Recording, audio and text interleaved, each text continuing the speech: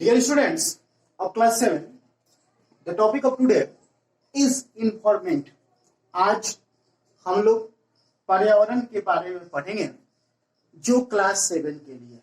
सबसे पहले हम यह जानते हैं कि what is the meaning of word environment, यानी कि वर्ड जो environment है उसका मतलब क्या होता है। environment वर्ड जो है वह स्टैंड होता है एनीथिंग दैट सराउंड अस, यानी कि जो भी हमारे चारों ओर है या हमें चारों ओर से घिरे हुए है वही इन्वायरमेंट कहलाता है। For example water, soil, sunlight, breath जो हम करते हैं, ऑक्सीजन, नाइट्रोजन, ये सभी कहीं ना कहीं इन्वायरमेंट के क्या है, फैक्टर है, क्योंकि ये सभी हमें चारों तरफ है और ये हमें चारों तरफ से घेरे हुए हैं, इसलिए हम इन्हें भी पर्यावरण के घटक कह सकते हैं, यानी कि पर्यावरण के कंपोनेंट्स कह सकते हैं। अगर हिंदी में समझा जाए तो पर्यावरण शब्द जो है वो दो शब्दों से मिलकर बना है, परि प्लस आवरण। परि का मतलब होता है कि जो हमारे चारों ओर है, और आवरण यानी कि जो हमें चारों तरफ से घेरे हुए हैं। यानी कि पर्यावरण शब्द का अर्थ करें यानी कि जो हमें चारों ओर से घिरे हुए हैं उसे हम पर्यावरण कह सकते हैं। अब देखते हैं इन्वायरमेंट के definition. Environment is the natural component in which biotic and abiotic factors interact among themselves with each other। यहाँ पे कह रहा है कि इन्वायरमेंट यानी कि पर्यावरण एक प्राकृतिक कंपोनेंट है जिसमें दो चीजें मेन है, बायोटिक एंड एब्वायोटिक। बायोटिक, बायो यानी कि लिविंग यानी कि जैविक, यानी कि जिसमें जो जीवित चीजें हैं वो सभी आ सकते हैं, और एब्वायोटिक यानी कि अजैविक यानी कि जिनमें जीवन नहीं है वो भी कहीं ना कहीं इन्वायरमेंट के क्या है, फैक्टर है जो एक दूसरे को इंटरेक्ट करते हैं विथ ईच अदर। सेकेंड देखते हैं कि all organisms are depend on the environment to carry out their natural life process and to meet their physical requirement such as food, energy, water, oxygen, shelter, etc. That means कि जितने भी जीव हैं, सभी जीव हैं, ऑर्गेनिज्म जो हैं, कहीं ना कहीं हमारे इन्वायरमेंट पर डिपेंड है, आश्रित है, कहीं ना कहीं हमारे इन्वायरमेंट पर आश्रित है। क्यों? क्योंकि उन्हें वहां से नेचुरल लाइफ प्रोसेस जैसा कि मैं बात करूं तो हम लोगों को बचपन से लेकर जब बुढ़ापे तक हम लोग जाते हैं तो कहीं ना कहीं हमारा नेचुरल लाइफ प्रोसेस होता है। जैसे कि हमको एनर्जी चाहिए बढ़ने के लिए, तो एनर्जी हमें कहाँ से प्राप्त होती है, फूड से। वाटर हमको चाहिए पीने के लिए, ऑक्सीजन चाहिए हमको ब्रीथ करने के लिए, हवा लेने के लिए, शेल्टर रहने के लिए। तो ये इन्वायरमेंट जो है इस पर सारे जो ऑर्गेनिज्म है, जो लिविंग थिंग्स हैं, वो इस पर आश्रित हैं। क्यों? क्योंकि अपने फिजिकल रिक्वायरमेंट को पूरा करने के लिए कहीं ना कहीं हमें इन्वायरमेंट पर जरूरी होना पड़ता है, जो हमें इन्वायरमेंट से ही प्राप्त होता है। तो अभी हम लोगों ने इन्वायरमेंट के बारे में समझ लिया। अब हम देखते हैं कि इन्वायरमेंट के कंपोनेंट्स क्या क्या होते हैं। Components of environment.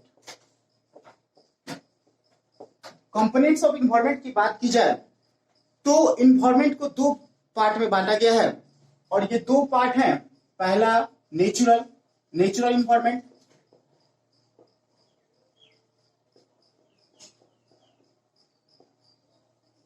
और दूसरा है मैन मेड इन्वायरमेंट।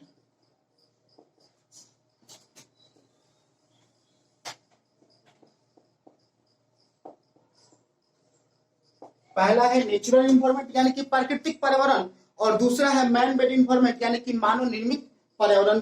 अब देखते हैं कि इसमें क्या है। नेचुरल इन्वायरमेंट की अगर बात करूं तो anything that we find from nature is called natural environment. जो भी चीजें हमें प्राकृतिक रूप से प्राप्त होती है, यानी प्राकृतिक से हमें प्राप्त होती है, वो नेचुरल इन्वायरमेंट के अंतर्गत आते हैं। जैसे कि लैंड, सॉइल, वाटर, ऑक्सीजन, ये सभी हमें नेचर से प्राप्त होते हैं, यानी कि ये नेचुरल इन्वायरमेंट होंगे। अगर मैं बात करूं मैन मेड इन्वायरमेंट की तो मानव निर्मित anything that we find from man is known as man made environment. जो भी वस्तु, चाहे कोई भी वस्तु हमें प्राप्त होता है जो मानव के द्वारा बनाया गया हो, उसे हम मानव निर्मित पर्यावरण कहते हैं। जैसे कि रोड, ब्रिज, बिल्डिंग कंस्ट्रक्शन होता है, या फैन है, टेबल है, चेयर है, ये सभी मैन मेड इन्वायरमेंट के एग्जाम्पल होते हैं।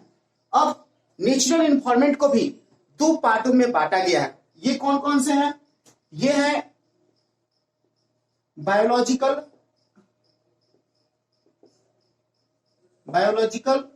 इन्वायरमेंट, या हम इसको चाहें तो बायोटिक भी कह सकते हैं, और दूसरा है बायोलॉजिकल, और दूसरा है हमारे पास फिजिकल।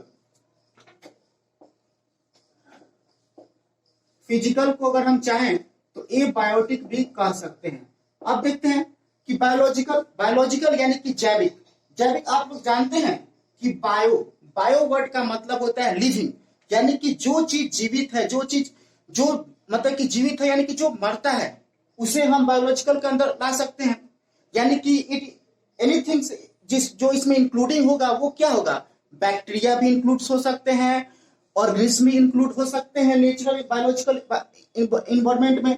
तो इसके अंदर वही चीज आएंगे जो जीवित होते हैं, जो मरते हैं, यानी कि जैसे कि हम लोग, मैन भी इसके अंदर आ सकता है, ऑर्गेनिज्म भी आ सकते हैं, पेड़ पौधे सभी इसके अंदर बायोलॉजिकल इन्वायरमेंट के अंतर्गत आ सकते हैं। अगर सेकेंड देखा जाए फिजिकल इन्वायरमेंट, तो फिजिकल यानी कि एक्वाटिक यानी कि अजैविक यानी कि जिसमें जीवन नहीं होता है, जो जीवित नहीं होते हैं, वो इसके अंतर्गत आएंगे।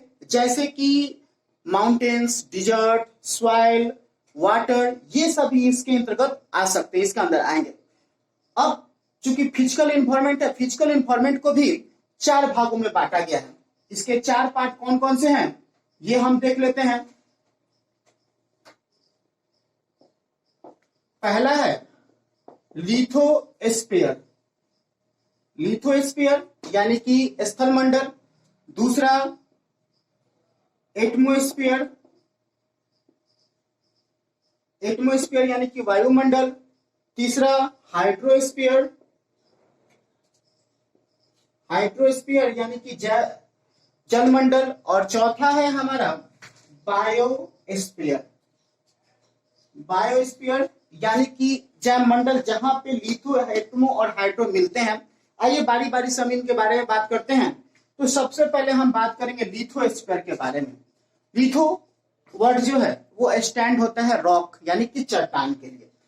हम जानते ही हैं कि हमारा जो अर्थ जो है उसकी जो ऊपरी जो परत है, क्रस्ट जो है, वह किससे बना है, चट्टानों से बना हुआ है। चट्टानों और खनिजों के मिश्रण से बना हुआ है, जो लाखों साल प्रोसेस में बना है। क्योंकि शुरुआत में जो अभी हम लोग अर्थ देखते हैं, वैसा अर्थ आज से अरबों साल पहले नहीं था, सिर्फ चट्टाने ही थे। यहाँ पे समय के साथ सब बदलाव हुआ और सॉइल का निर्माण हुआ। तो हमारा ऊपरी क्रस्ट बना और उस पे सॉइल की एक परत चढ़ी हुई है, जिसपे हम लोगों का लाइफ पॉसिबल हो सकता है।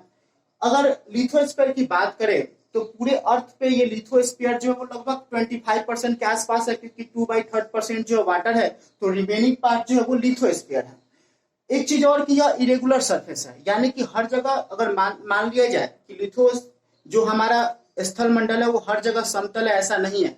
कहीं पे माउंटेन्स हैं, तो कहीं पे डिजर्ट हैं, तो कहीं पे प्लेटू है, तो कहीं पे वैली है, यानी कि हर जगह एक बराबर नहीं, कहीं ऊंचा है तो कहीं बराबर है, तो कहीं नीचे की तरफ है।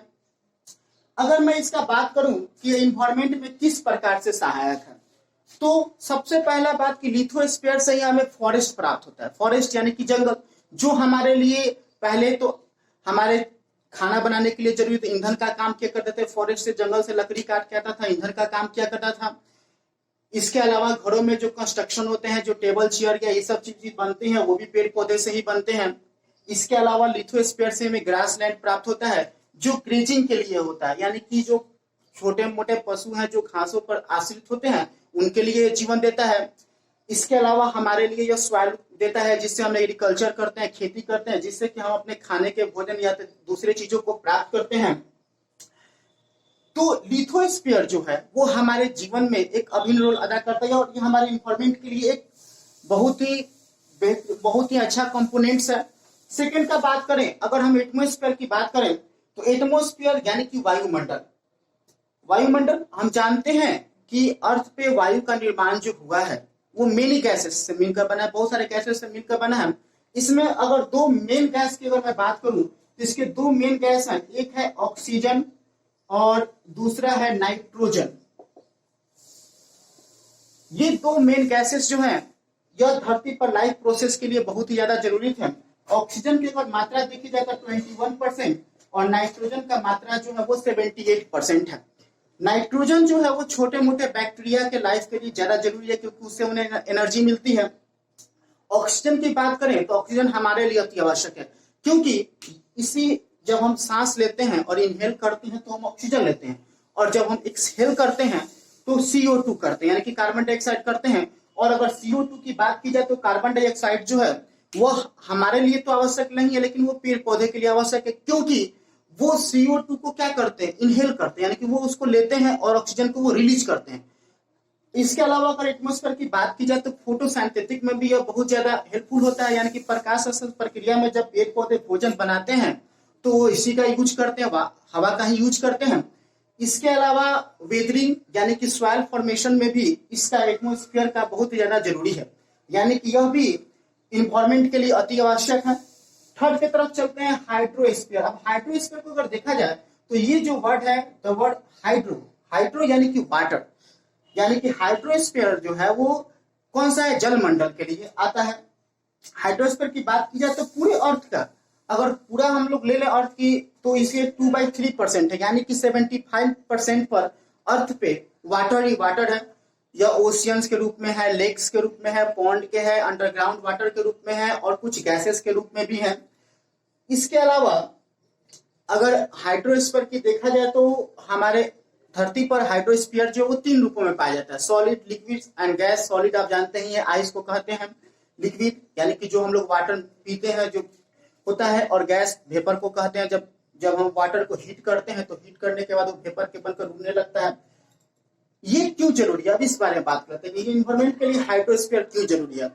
तो अगर आप साइंस पढ़ते हैं और बायोलॉजी पढ़ते हैं तो आप अगर 9th क्लास में जाइएगा तो बायोलॉजी में बताया गया है कि धरती पर लाइफ जब पॉसिबल होनी चालू हुई तो सबसे पहले जहां पे जीवन आया वो था जल। ओशियंस के अंदर ही जीवन प्रभाव चालू हुआ और वहां से विकसित करते करते हम लोगों तक का निर्माण हुआ। यानी कि हाइड्रोस्फीयर जो है वो तो हमारे लिए बहुत ही ज्यादा जरूरी है। इसके अलावा हाइड्रोस्फीयर जो हमें शुद्ध वाटर देता है जिससे कि हम पी सकते हैं। इसके अलावा यह क्लाइमेट को भी मेंटेन करता है और यह वाटर साइकिल के भी हेल्पफुल है, जो रेन से हमें प्राप्त होती है, जिससे कि हमारे धरती पर हमेशा फ्रेश वाटर की मात्रा बनी रहती है। अब हम बात करते हैं बायोस्फीयर की, यानी कि मेन कंपोनेंट्स अगर बात की जाए तो बायोस्फीयर। चलिए मैं आपसे पूछता हूं कि क्या आप लिथोस्फीयर सिर्फ आपको दे दिया है तो आप अपने जीवन को सस्टेन कर सकते हैं? नहीं कर सकते, क्योंकि सिर्फ लैंड से और फॉरेस्ट से तो लाइफ पॉसिबल है नहीं। अगर मैं आपको एटमॉस्फेयर दे दूं, सिर्फ हवा दे दूं, तो क्या आप लाइफ को सस्टेन कर सकते हैं? नहीं कर सकते हैं। अगर मैं सिर्फ आपको जल दे दूं तो क्या आप जल से लाइफ को सस्टेन कर सकते हैं? नहीं कर सकते हैं। यानी कि आपको लिथोस्फीयर, एटमॉस्फेयर और हाइड्रोस्फीयर तीनों मिलेंगे तभी आप अपने लाइफ को सस्टेन कर सकते हैं। और यह कहाँ प्राप्त होते हैं? यह आप लोगों को बायोस्फीयर पे प्राप्त होते हैं। और ये बायोस्फीयर कैसे बनता है देखिए हम आपको फिगर के द्वारा समझाते हैं। जैसे कि यह आपका लिथोस्फीयर हो गया, यह आपका हाइड्रोस्फीयर हो गया और यह आपका एटमॉस्फेयर हो गया। तो जहां पे लिथो, एटमो और हाइड्रोस्फीयर मिले, ये जो नैरो जोन है जहां पे ये तीनों का निर्माण हुआ है, वहीं पे लाइफ हमारा एग्जिस्ट है। यानी कि बायोस्फीयर ही वो जगह है जहां पे हम लोग सस्टेन कर पाते हैं अपने लाइफ को। यानी कि बायोस्फीयर हमारे लिए बहुत ही ज्यादा जरूरी है। अब हमारा जो इस चैप्टर में 2 चीजें बाकी है, ecosystem and man made environment, वो हम लोग नेक्स्ट वीडियो में बात करेंगे। Thanks for watching.